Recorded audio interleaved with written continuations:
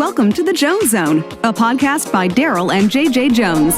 All right, this is a great topic for this episode of the Jones Zone. We've got squatters. Those of you that have not subscribed yet, please click on that subscribe button. It'll help get this video out to more and more people. What would a tenant? I know it's funny because I'll get calls from clients and they say, "Hey, I found a rental for X amount of dollars. It's like half price of normal." So it's really, if it's too good to be true, it sounds too good to be true. It's probably not true. Years ago, looking on Craigslist for a property in Chino area, and it seemed like a good deal. I needed something with a lot of land, and the guy said, "Oh, you know what?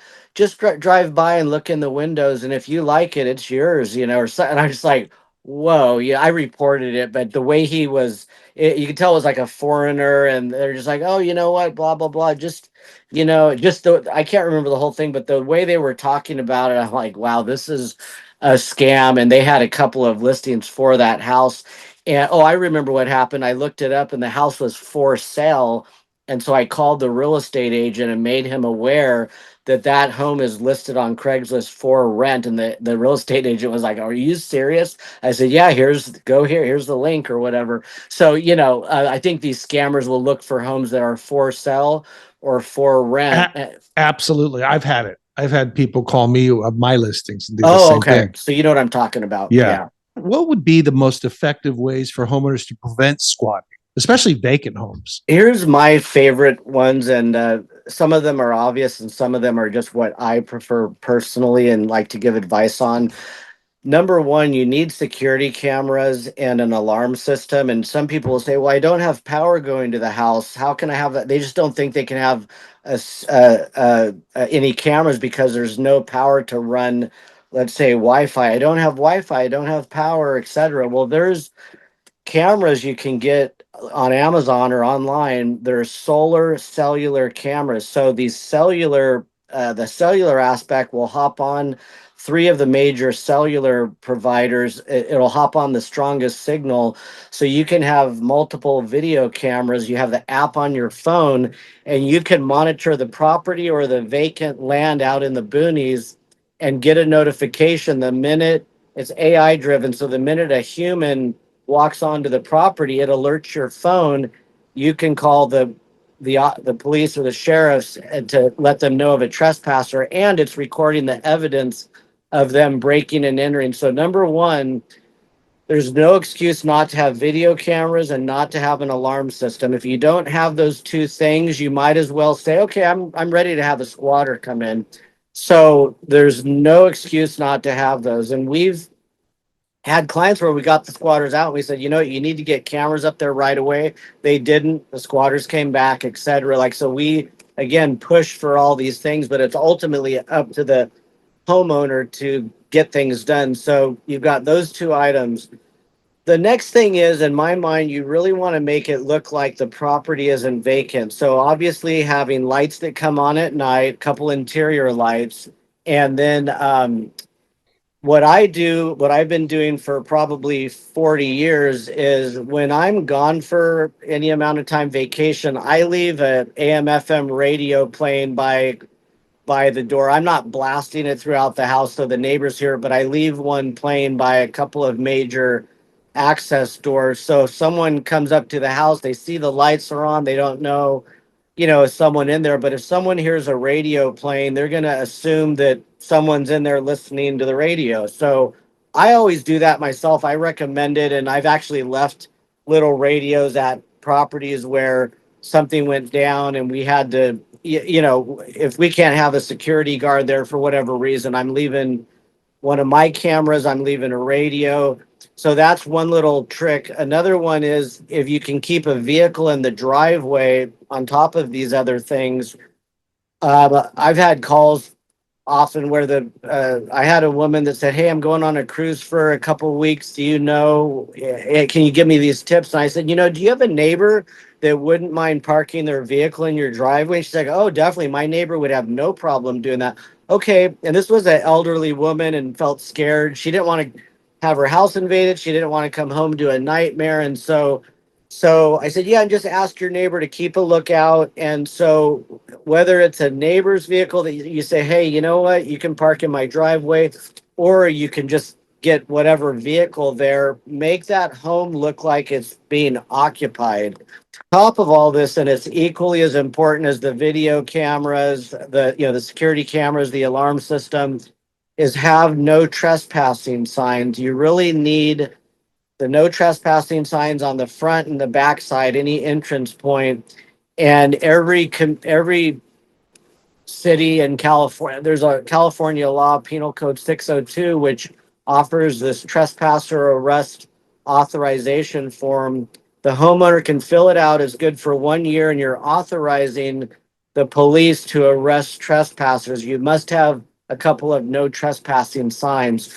So you want that trespass authorization form filled out and renewed every year, and you want at least a couple of no trespassing signs.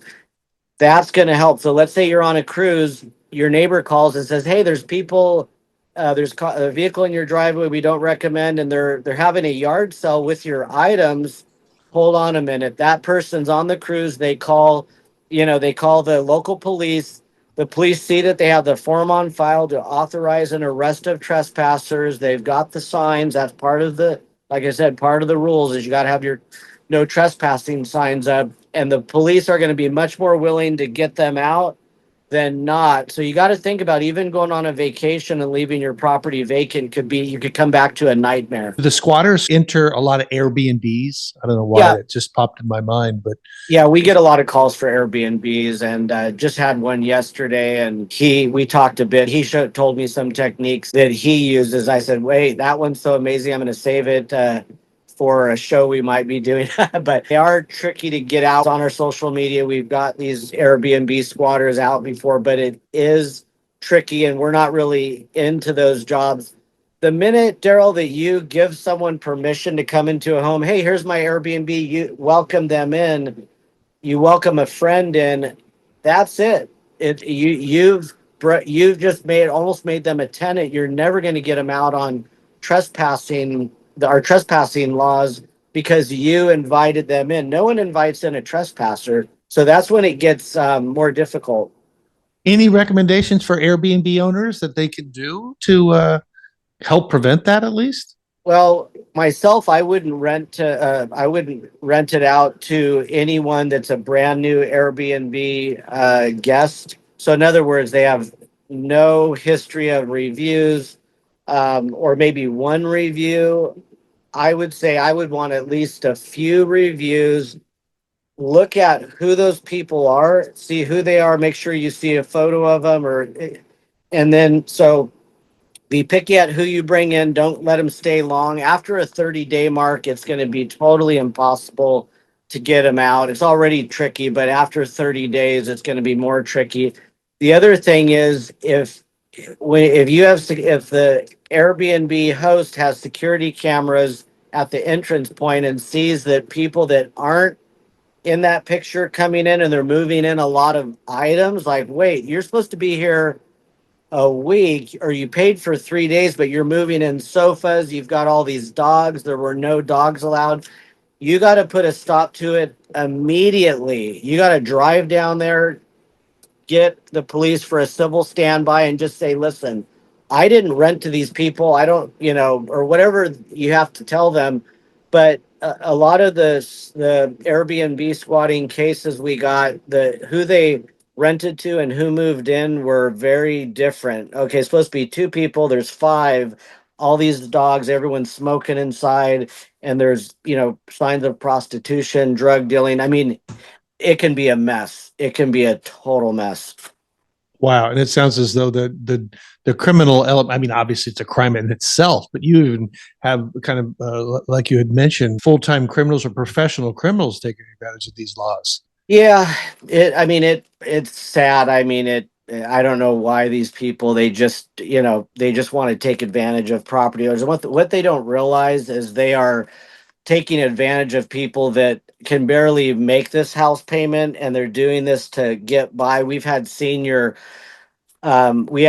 couple, or a few cases where they have to rent out the unit to pay their property taxes, and now they're not getting paid by the people in there, and having to pay someone like us or pay an attorney to get them out. And Well, people have lost their homes over squatters, and an elderly woman committed suicide over squatters a couple of years ago because even though eventually the squatters were out, her life was ruined. She lost everything and she just ended her life. So, I hate to talk about something depressing like that, but what squatters don't realize is it's not everyone is wealthy and just has all these properties. This is the income they need to survive. But the squatters don't care anyway. They don't care. How long has this been going on? For hundreds of years. I mean, it thousands maybe. I don't know, but I would say squatting has increased. We have this, housing crisis. Apartments these days. Let's say Rancho Cucamonga. You want, it's not in the greatest of areas. It's hot, whatever, but that whole, what any part in California that you would think would be a little more affordable. Let's just say Rancho Cucamonga. You want a one bedroom, nice apartment, you're talking about 2,800 a month for just a regular apartment, or even more. I was doing a check in Riverside recently, and they're like $3,800 a month for a one bedroom. I don't know who's paying that. I don't know who can afford that. But so there's this housing crisis. There's our drug issues. So there's a lot of there's different things that create it to be. It's more common today than I'm sure it was 5 years ago. I mean, it's definitely probably, I don't have statistics, but I can sense that it has gotten more so from when I started dealing with it back in 2017. As an expert, I suppose, at this on the topic, if you could change one law or two laws in California, what law would you change? What do you think the government could Well, do? New York did this, and they did it quickly. They actually did it quicker than Florida. It took them like 6 months to do. Not even as good of a law, but what New York did was make it a very clear line between who is a tenant and who is a trespasser, or let's say squatter. So they made it easier. So in other words, we're going to evict a tenant, but if you can't prove without a doubt that you're not a tenant, or that you can't prove that you're a tenant, then we're going to have a fast way with the sheriffs to get you out within, let's say, 5 to 10 days instead of a year or two in New York. So in other words, I'm just making the scenario up in New York, and I'd like to see this in California, and bills are trying to get passed, but they never do. And I think we can all guess that they don't want to see more people on the streets when, people are vacationing here. I don't know. But so the burden is, of course, always put on the property owner. But let's say in New York, you come home, you went on a 3 week vacation, someone moved into your place, they already got the cable bill changed, they got mail delivered, they're doing all the things to look like they live there, they're a tenant.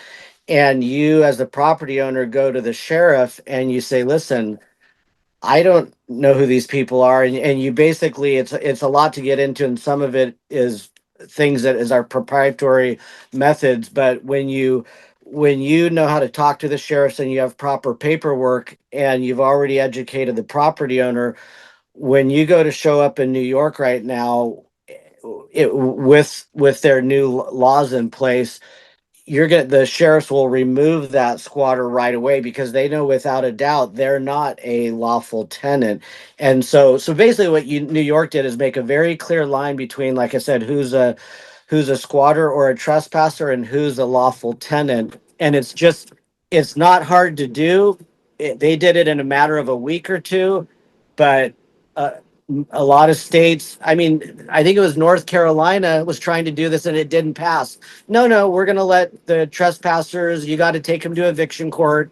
A judge has to make sure that I mean, it's so hard to get a law passed in New York easily. I don't understand it all, but politics isn't my thing. And it has to be at the state level. There's nothing a city can do. I've noticed different counties I work in will follow the trespassing laws better. Part of the problem is the officers are not following the law. I mean, we respect officers and we work with them. They refer people to us. They, I believe, respect us. But I can tell you there are some cops, and they've been ordered to stand down. But even though someone will break and enter, and they've taken an oath to protect, serve, abide by laws, the trespassing law is not followed most of the time. And it would be the same as if you're drinking and driving and the cop says, I know it's against the law to drink and drive, but I'm not going to arrest you. I could lose my job. They do that with trespassing. So if our officers were allowed to follow the law that's in our books, then there would be a lot less squatting, but officers are not allowed to abide by our trespassing laws.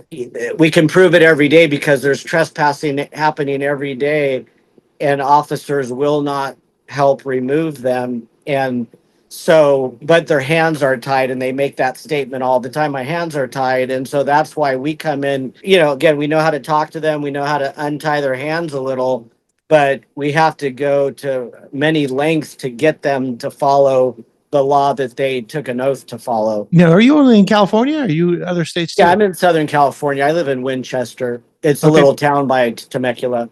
But I mean, does your company evict work in only California, or do you have offices in other states?